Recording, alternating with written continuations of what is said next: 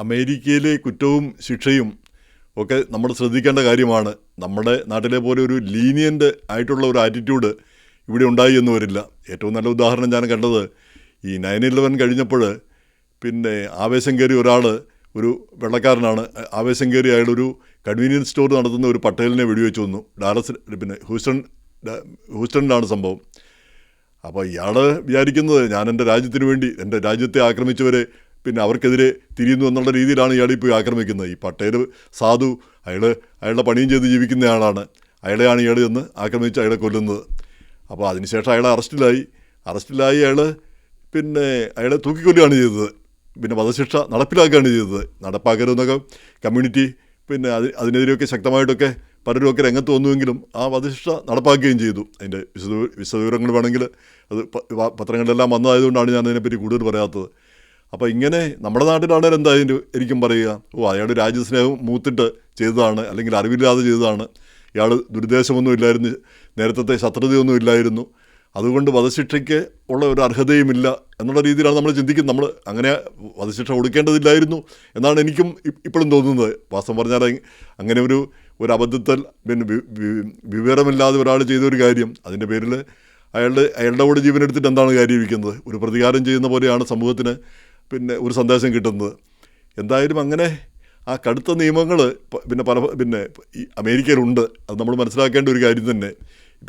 ഇതിപ്പോൾ പറയാനായിട്ട് നമ്മൾ കഴിഞ്ഞ ദിവസം പറഞ്ഞ കാര്യമാണ്. ക്യൂൻസിൽ ഒരു പയ്യൻ, ഒരു ജബേസ് ചക്രവർത്തി, 22 വയസ്സ്, അവന് മാനസിക വിഭ്രാന്തി മൂത്തിട്ട് വീട്ടിൽ ഗ്ലാസ് എല്ലാം തല്ലി പൊട്ടിക്കുന്നു. അപ്പോൾ അവർ ആംബുലൻസ് വിളിച്ചു. ആംബുലൻസിനെയാണ് വിളിച്ചതെന്നാണ് വീട്ടുകാർ പറയുന്നത്. പക്ഷേ ഇവനെ ചിലപ്പം കീഴടക്കേണ്ടി വരും എന്നുകൂടി പറയുന്നത് കൊണ്ട് പോലീസ് കൂടെ വന്നു. പോലീസ് ചോദിച്ചിട്ടാണ് വീട്ടിൽ കയറുന്നത്. വീട്ടിൽ കയറി അവിടെ കയറുമ്പോൾ ഇവൻ തല്ലിപ്പൊളിച്ചുകൊണ്ടിരിക്കുന്നു.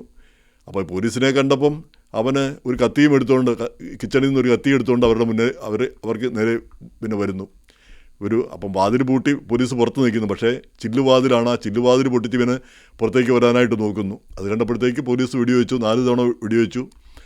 ഇവന് മരിച്ചില്ല, ഏതായാലും ആശുപത്രിയിലായപ്പം ഈ പോലീസിന് നേരെ കത്തി കാണിച്ചതിൻ്റെ പേരിൽ അവനെതിരെ കേസെടുക്കരുതെന്ന് മേയർ മാംദാനി പറഞ്ഞതാണ്. പക്ഷേ ഡിസ്ട്രിക്ട് അറ്റോർണി കേസെടുത്തിരിക്കുന്നു. അപ്പോൾ അവനെ കേസെടുക്കുകയും അവന് ചങ്ങലയിലാണ് ആശുപത്രി കിടക്കുന്നത്. അപ്പം വാസ്തവം പറഞ്ഞാൽ മൊത്തത്തിൽ മാംദാനി പറഞ്ഞതാണ് അതിൻ്റെ കാര്യത്തിൽ ഏറ്റവും ശരിയെന്ന് തോന്നുന്നു. മാംദാനി പറഞ്ഞത് അവനെതിരെ കേസെടുക്കുകയല്ല വേണ്ടത്, അവന് ചികിത്സയാണ് വേണ്ടത്. അവൻ ഷിസോഫ്രേനിയാണ്, വളരെ കാലങ്ങളായിട്ട് ഷിസോഫ്രേനിയ ഉള്ളയാളാണ്. അപ്പോൾ അവനെ ചികിത്സിക്കുകയാണ് വേണ്ടത്. എത്രയോ ശരിയായ ഒരു കാര്യം. അവനെ ശിക്ഷിച്ചിട്ടും പക്ഷേ കേസെടുക്കുന്നതൊക്കെ ഒരു സാങ്കേതികമായ കാര്യമായിരിക്കാം ഒരുപക്ഷെ. മുമ്പ് ഏതോ ഫ്ലോറിഡയിലാണെന്ന് തോന്നുന്നു, ഒരു അമ്മ കുഞ്ഞിനെ കൊന്നു. അത് പോസ്റ്റ് പാർട്ടം ഡിപ്രഷൻ എന്ന് പറഞ്ഞ PPD, ആ രോഗം കൊണ്ടാണ് അത് ചെയ്തതെന്ന് പോലീസിനും എല്ലാവർക്കും അറിയാം. പക്ഷേ അവർക്കെതിരെ കൊലക്കുറ്റം ചുമത്തി. പിന്നെ അന്ന് ഞാൻ അവരോട് ചോദിച്ചപ്പം, അവരുടെ ഈ ഡിസ്ട്രിക്ട് അറ്റോർണിയോട് ചോദിച്ചപ്പം, അവരുടെ ഓഫീസിൽ ചോദിച്ചപ്പം അവർ പറഞ്ഞു അതിനിപ്പം കോടതി തീരുമാനിക്കട്ടെ. ഇങ്ങനെ ഒരു കുറ്റം നടന്നു, ഇങ്ങനെ ഒരു കുറ്റം ചാർജ് ചെയ്തു, പിന്നെ കോടതിയാണ് തീരുമാനിക്കേണ്ടത്, ഞങ്ങളല്ല തീരുമാനിക്കേണ്ടത് എന്ന് പറഞ്ഞ പോലെ ഇതും കോടതിക്ക് വിടുന്നു, കോടതിയാണ് തീരുമാനിക്കേണ്ടത് ഇങ്ങനെയുള്ള കുറ്റകൃത്യങ്ങൾ. എന്തായാലും നമ്മുടെ സമൂഹത്തിനൊരു സന്ദേശമുണ്ട് ഇതിൽ. ഈ കുറ്റകൃത്യങ്ങളെ പറ്റിയല്ല, ഈ മാനസികമായിട്ട് ആർക്കെങ്കിലും പ്രശ്നങ്ങളുണ്ടെങ്കിൽ അത് ചികിത്സിക്കണം.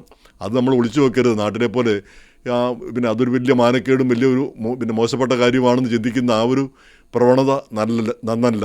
ഇവിടെ നമ്മുടെ ആളുകൾക്കിടയിൽ, പ്രത്യേകിച്ച് ഇന്ത്യക്കാർക്കിടയിലൊക്കെ ഇങ്ങനെയുള്ള പ്രശ്നങ്ങൾ നമ്മൾ കാണാറുണ്ട്. മാനസികമായിട്ടുള്ള പ്രശ്നങ്ങൾ, പ്രത്യേകിച്ച് കമ്മ്യൂണിറ്റിയിൽ നിന്നുള്ള സപ്പോർട്ട് കിട്ടാത്ത സ്ഥിതി. നമ്മൾ അറിയാം, സ്കൂളിൽ ചെന്നാലും പല വിഭാഗം കുട്ടികളുണ്ട്. ചിലയിടത്ത് ബുള്ളിയിങ്, അതുപോലെ തന്നെ ഈ ഹേസിങ്, നമ്മുടെ നാട്ടിലെ